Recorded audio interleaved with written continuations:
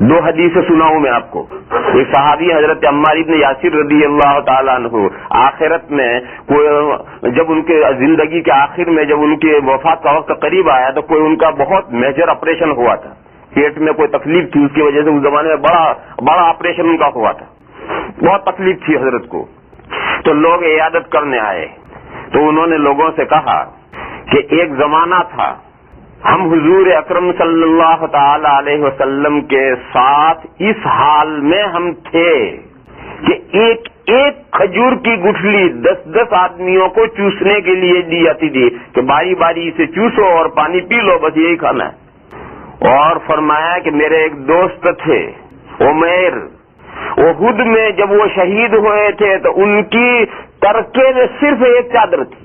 جب کفن میں اس چادر کو انہیں اسی چادر میں کفن دیا گیا تو وہ ان کے جسم کے لیے کافی نہیں ہوئی. ادھر کھینچتے تھے تو سر کھل جاتا تھا, ادھر کھینچتے تھے تو پیر کھل جاتا تھا.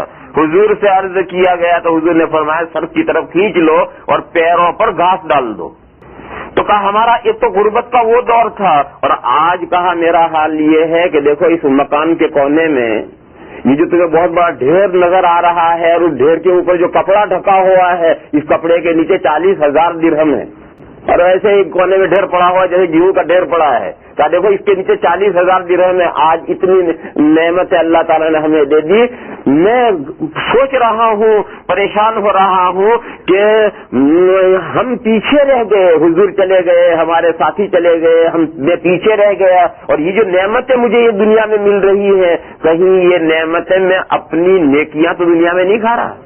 اگر میں اپنی نیکیاں دنیا میں کھا رہا تو میرے لیے گھاٹے کے علاوہ کوئی چیز نہیں ہے. میرے ساتھی جو دنیا سے اس حال میں چلے گئے کہ ان کے پاس کفن بھی نہیں تھا, وہ کامیاب گئے, میں گھاٹے میں رہ گیا اگر میں اپنی نیکیاں دنیا میں کھا رہا ہوں. حضرت عبد الرحمن ابن عوف رضی اللہ تعالیٰ عنہ جو ان 10 صحابہ میں سے ہیں جن کو حضور نے جنت کی خوشخبری سنائی ہے, عشرہ مبشرہ میں سے حضرت عبد الرحمن ابن عوف, اور مالدار, اتنے بڑے مالدار تھے کہ جب ان کا انتقال ہوا ہے تو ترکے کا 8واں حصہ بیوی کو ملتا ہے. تو 4 بیویاں تھیں ان کی, وہ 8واں حصہ 4 بیویوں کے درمیان میں تقسیم ہوا تھا. تو وہ جو لوہا جو سونا ان کے درمیان میں کلاڑوں سے کاٹ کاٹ کر وہ سونا تقسیم کیا گیا. کلاڑے لے کر اس سے کاٹ کاٹ کر سونے کے ٹکڑے تھے, اور وہ اتنی بڑی مالیت تھی کہ بخاری شریف میں جب اس مالیت کو لکھا کہ اتنی مالیت ایک بیوی کے پاس آئی تھی تو طالب علم پڑھتے پڑھتے تھک جاتا ہے. کروڑوں روپے کی مالیت ایک ایک بیوی کے حصے میں آئی تھی. اتنی بڑی دولت اللہ تعالیٰ نے انہیں دی تھی. ان کا واقعہ لکھا ہے کہ حضرت جب رمضان میں روزہ افطار فرماتے تھے تو اکیلے نہیں فرماتے تھے, بہت بڑا مجمع حضرت کے روزہ افطار کرنے والے کے لیے لوگوں کا ہوتا تھا. حضرت کے دسترخوان پر سب لوگ افطار کرنے آیا کرتے تھے, اور دسترخوان پر نعمتیں چن دی جاتی تھی کھانے کی. جب حضرت تشریف لاتے تھے دسترخوان پر اور آ کر کے وہ دسترخوان اپنا دسترخوان دیکھتے تھے اور بیٹھتے تھے تو کبھی کبھی رونا شروع کر دیتے تھے, اور اتنا روتے تھے اور یہ کہتے تھے کہ حضور دنیا سے کس حال میں چلے گئے, میرا فلاں ساتھی کس حال میں چلا گیا, فلاں ساتھی کس حال میں چلا گیا, فلاں ساتھی, ان کے احوال بیان کرتے اور یہ کہتے کہ میں پیچھے رہ گیا اور مجھے اللہ نے دنیا میں یہ سب نعمتیں دی ہیں, کہیں میں اپنا آخرت کی نیکیاں یہاں تو نہیں کھا رہا. اور یہ کہہ کر اتنا روتے تھے کہ افطار کا وقت ہو جاتا تھا, لوگ افطار کر لیتے تھے, حضرت ایک لقمے سے آگے نہیں کھا ہی نہیں سکتے. تو میرے بھائیوں, اگر مومن کو اس کے ایمان اور اس کے عمل صالح کا بدلہ اور اجر اس دنیا میں دے دیا جائے تو اس سے بڑا کوئی گھاٹا اس کے لیے نہیں. اس لیے اللہ تعالیٰ نے اس کا اجر آخرت کے لیے ریزرو کر رکھا ہے. وَلَأَجْرُ الْآخِرَةِ خَيْرٌ لِّلَّذِينَ آمَنُوا وَكَانُوا يَتَّقُونَ. ہاں, دنیا میں ایمان اور عمل صالح کی برکتیں, اللہ کی رحمتیں یہ ضرور پہنچتی ہیں, مگر اس کے لیے قاعدہ اسی طرح کا قاعدہ ہے جیسا مالداری اور غریبی کا قاعدہ ہے. کہ کیا قاعدہ ہے اللہ جانے کیا قاعدہ ہے. اللہ جس کے لیے چاہتے ہیں رزق وسیع کرتے ہیں, اللہ جس کے لیے چاہتے ہیں رزق تنگ کرتے ہیں. ایسا ہی قاعدہ یہاں ہے کہ اللہ تعالیٰ جس مومن کو چاہتے ہیں ایمان اور اعمال صالحہ کی برکتیں پہنچاتے ہیں, ان کی حکمت ہوتی اسے پہنچاتے ہیں, اور جس کو چاہتے ہیں اسے نہیں پہنچاتے. تو میں عرض کر رہا تھا کہ قد افلح المؤمنون, یقیناً مومنین کامیاب ہو گئے. تو یہ جو فلاح اور کامیابی کا ذکر ہے یہ فلاح اور کامیابی آخرت کی ہے. البتہ یہ جو 7 باتیں ہیں، ان 7 باتوں پر مضبوطی سے عمل کرنے سے دنیا میں بھی اس کی رحمتیں، اللہ کی رحمتیں اور اللہ کی برکتیں پہنچ سکتی ہیں، دنیا میں بھی اس کے کچھ نہ کچھ فوائد پہنچیں گے، لیکن جس کامیابی کا ذکر ہے وہ کامیابی آخرت میں۔ سب سے پہلی چیز ہے ایمان کے بعد، ایمان کو ہم نہیں گن رہے، ایمان تو جڑ ہے، اصل اصول ہے، وہ تو ہر جگہ چاہیے ہی۔ ایمان کے بعد سب سے پہلی چیز ہے خشوع کے ساتھ نماز پڑھنا۔ الذین هم فی صلاتهم خاشعون، پہلی چیز ہے جنت حاصل کرنے کے لیے، پہلی چیز ہے خشوع کے ساتھ نماز پڑھنا۔ خشوع کس کو کہتے ہیں؟ خشوع کے معنی ہے ظاہری اور باطنی سکون، ظاہری سکون اور باطنی سکون، پورے سکون کے ساتھ نماز پڑھنا، ظاہری سکون بھی اور باطنی سکون بھی، اندر کا سکون بھی اور ظاہری سکون بھی۔ ظاہری سکون تو بعد میں سمجھیں گے، اندر باطنی سکون کیا ہے؟ باطنی سکون نام ہے نماز اور اللہ کے علاوہ کوئی دوسرا خیال نماز میں نہ لانا، یہ ہے باطنی سکون۔ نماز پڑھتے ہوئے نماز کی طرف متوجہ رہنا اور اللہ کی طرف متوجہ رہنا، یہ ہے باطنی سکون۔ یہ سکون کب ختم ہوگا؟ جب آدمی نماز اور اللہ کے علاوہ کوئی خیال دل میں لائے، تو اب وہ سکون باقی نہیں رہا، خشوع باقی نہیں رہا، باطنی سکون باقی نہیں رہا۔ اللہ نماز کے علاوہ اور اللہ کے علاوہ کوئی خیال وہ دل میں لایا نہیں، بلکہ وہ خود بخود آ گیا۔ تو پھر یہ دیکھو کہ جو خود بخود خیال آیا ہے، اس خیال کو اس نے دل و دماغ میں روکا یا نہیں روکا؟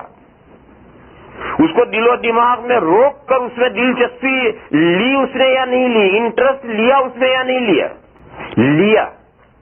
وہ جو خیال خود بخود آیا تھا اس میں مشغول ہو گیا، اس میں مزہ لینے لگا، دماغ اس کی طرف لگا لیا اور اسی سلسلے کے اور خیالات کرنے لگا، سکون اندرونی سکون باقی نہیں رہا۔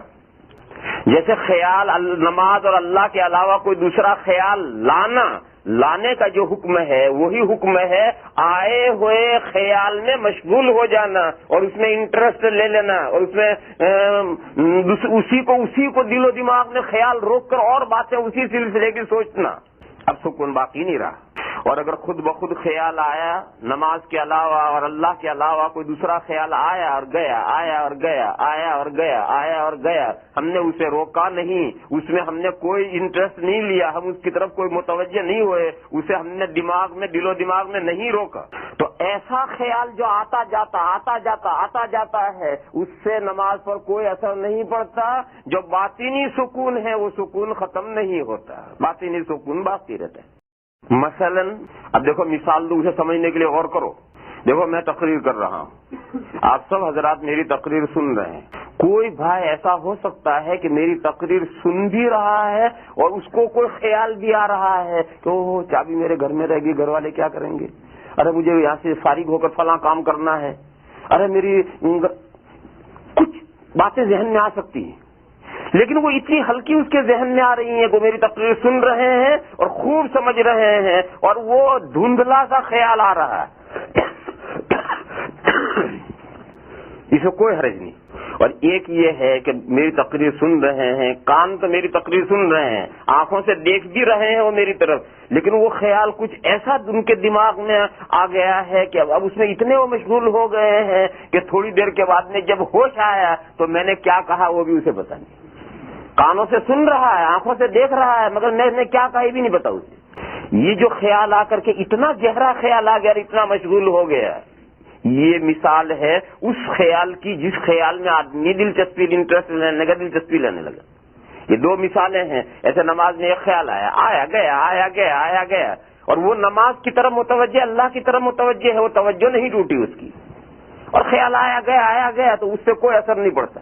اور اگر اتنا آنے والے خیالات میں اتنا مشغول ہو گیا کہ جب نماز مغرب کی یا عشاء کی یا فجر کی پڑھ کر نکلا تو باہر فارم رکھے ہوئے ہیں کہ لکھتے جاؤ کہ امام صاحب نے پہلی رکعت میں کون سی سورت پڑھی تھی اور دوسری میں کون سی پڑھی تھی، اتنی موٹی بات کو باریک بات نہیں لکھنی، موٹی سی بات لکھنی ہے کہ امام صاحب نے پہلی رکعت میں کون سی سورت پڑھی تھی، دوسری میں کون سی پڑھی تھی، فارم میں لکھتے جاؤ تو شاید 80% نہیں لکھ سکیں گے. بھول گئے، انہیں یاد ہی نہیں کہ پہلی رکعت میں امام صاحب نے کیا پڑھا، دوسرے میں تو ان کے کان نہیں سن رہے تھے، سن رہے تھے.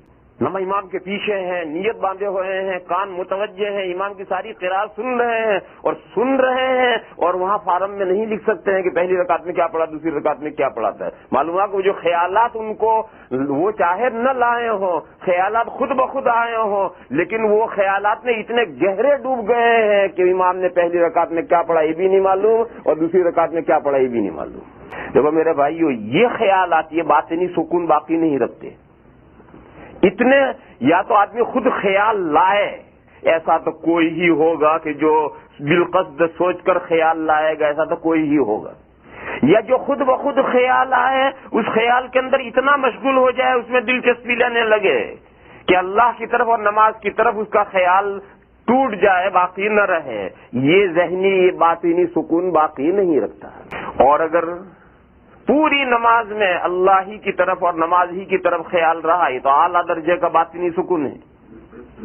اور اگر اللہ نماز کی طرف توجہ رہی اور کچھ خیالات آئے گئے، نماز کے بعد پوچھا بھی کیا خیال آیا تھا، تب سوچتا ہے کیا خیال آیا تھا، اللہ جانے کیا خیال ہے. وہ خیال کیا آیا تھا وہی اسے یاد نہیں، اور نماز اسے پوری یاد ہے.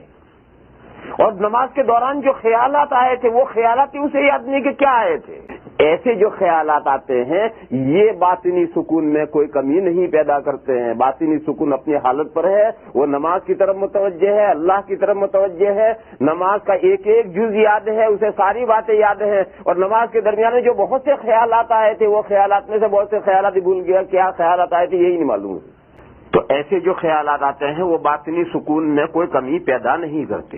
دیکھو دماغ کی جو ریل ہے وہ ریل ہر وقت چلتی رہتی، 24 گھنٹے چلتی رہتی، کسی وقت رکتی نہیں. اور اگر اس کو روکو گے تو اور فاسٹ چلے گی، اسے روکو گے تو فاسٹ چلے گی. حتیٰ کہ جب آدمی سو جاتا ہے اس وقت بھی وہ ریل چلتی رہتی ہے، سونے کی حالت میں بھی وہ ریل نہیں رکتی. البتہ شروع میں جب گہری نیند ہوتی ہے تو آدمی کو جو خواب آتا ہے وہ یاد نہیں رہتا، اور جب نیند ہلکی پڑ جاتی ہے تو اب جو خواب آتا ہے وہ اسے یاد رہتا ہے. وہ خواب کیا ہے، وہی ریل چل رہی ہے، وہی سوچ رہا ہے، وہی خواب بنتا ہے. اور گہری نیند میں وہ خواب یاد نہیں رہتا، جب نیند ہلکی پڑ جاتی ہے تو وہ خواب یاد رہتا ہے. تو یہ جو ریل چل رہی ہے، جب نماز اللہ اکبر نماز کے لیے ہاتھ باندھتا ہے تو وہ ریل رک جائے گی؟ نہیں، وہ ریل تو نماز میں بھی چلتی رہے گی. اور اگر اس ریل کو روکو گے تو اور تیز ہو جائے گی. اور یہ سوچو گے کہ نماز میں خیال نہیں لانا چاہیے تو اسی خیال میں پھنس جائے گا کہ نماز میں خیال نہیں لانا چاہیے، اسی خیال میں پھنس جائے گا کہ نماز میں خیال نہیں لانا چاہیے. لہذا اس ریل کو تو چلنے دو جیسی جا رہی ہے، آپ اس میں مشغول نہ ہوئیے، نماز کی طرف اور اللہ کی طرف متوجہ رہیے اور مشغول رہیے. اور وہ جو خیال آ رہا جا رہا جانے دو اسے. اور میں نے اسے مثال دے کر سمجھایا کہ تقریر سننے والا ایک وہ ہے کہ تقریر سن رہا ہے، پورا مضمون اسے محفوظ یاد ہے، اور خیالات کچھ آتے ہیں جاتے ہیں، وہ مضر نہیں. اور یہ خیالات میں اتنا ڈوب گیا کہ میری باتیں سن رہا اور سمجھ نہیں رہا کہ میں کیا کہہ رہا ہوں، کیوں خیالات میں اتنا ڈوب گیا. دوسری مثال میں نے دی کہ ایک آدمی نماز کی طرف متوجہ ہے، نماز میں کیا کیا ہوا، کیا پڑھا گیا، کس طرح پڑھا گیا، سب اسے معلوم ہے. اور پوری نماز میں کیا خیال آیا اس میں سے بھول گیا، بہت سے خیال معلوم نہیں کیا آئے تھے. اور ایک نماز میں اتنا مشغول ہو گیا کہ نماز میں کیا پڑھا گیا وہ بھی نہیں بتا سکتا. یہ سب میں نے مثالیں دی ہیں. ان مثالوں سے آپ مسئلے کو، مضمون کو سمجھ سکتے ہیں کہ باطنی سکون نام کس چیز کا ہے. باطنی سکون نام یہ ہے کہ اللہ کی طرف متوجہ رہو، نماز کی طرف متوجہ رہو، کوئی خیال لاؤ مت، اور کوئی خیال آ جائے تو اس میں انٹرسٹ لو مت. اس کا نام ہے باطنی سکون. ظاہری سکون نام ہے نماز میں کیا کرنا چاہیے اور نماز میں کیا نہیں کرنا چاہیے، شریعت کے احکام کے مطابق کہ نماز میں یہ کام کر سکتے ہیں اور نماز میں یہ کام نہیں کر سکتے. شریعت کے احکام کے مطابق آپ نماز پڑھیے، یہ ظاہری سکون ہے. اب ہم تھوڑی دیر کھڑے ہیں، پھر رکوع کریں گے، پھر کھڑے ہو جائیں گے، پھر سجدے میں جائیں گے، پھر بیٹھیں گے، کہ سکون کہاں رہا؟ اس لیے نا سکون ہے، بشرطے کہ آپ کھڑے رہیں جیسا شریعت نے کھڑا رہنے کا طریقہ بتایا ہے، رکوع کریں جیسا رکوع کرنے کا طریقہ بتایا ہے، سجدہ کریں جیسا سجدہ کرنے کا طریقہ بتایا ہے۔ تو سکون کا مطلب یہ نہیں کہ بالکل سکون بن کے کھڑے ہو جاؤ، ذرا بھی مت ہلو۔ ایسی نماز کیسے پڑھیں گے؟ رکوع کرنی پڑے گی، سجدہ کرنا ہوگا، سب ہلنا تو پڑے گا ہی۔ لہذا ظاہری سکون نام ہے مسائل کے مطابق نماز پڑھنا، فرائض، واجبات، سنتیں، مستحبات، آداب، سب کا لحاظ کرنا، اور حرام، مکروہ تحریمی، مکروہ تنزیہی جتنے کام ہیں ان سے بچنا، اس طریقے سے مسائل کے مطابق خیال کر کے نماز پڑھنا، یہ ظاہری سکون۔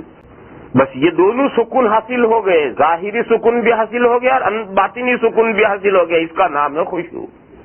تو خشوع کے ساتھ جو نماز پڑھنے والے ہیں، پہلی چیز یہ ہے خشوع کے ساتھ نماز پڑھنا، یہ جنت کا وارث بننے کے لیے پہلی چیز شرط ہے، پہلا کام ہے جو کرنا ہے۔ یہاں رک کر کے ایک مسئلہ سمجھنا چاہیے کہ کیا نماز کی صحت کے لیے خشوع شرط ہے، ضروری، فرض ہے؟